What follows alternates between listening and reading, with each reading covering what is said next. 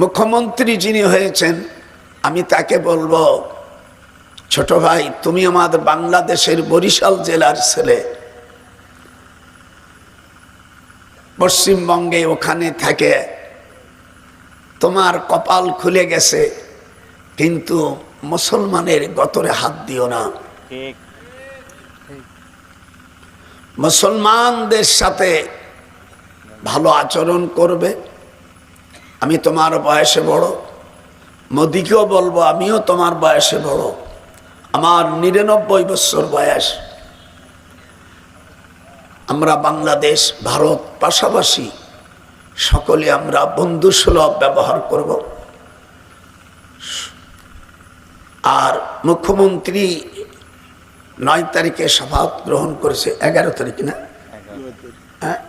9 তারিখে 11টার সময়, 9 মে 11টার সময় শপথ গ্রহণ করেছ। আমি বলবো ছোট ভাই তোমার যে দায়িত্ব আছে সেই দায়িত্ব ভালোভাবে করবে। সৃষ্টিকর্তা তোমার জন্য কল্যাণ নিহিত করবে।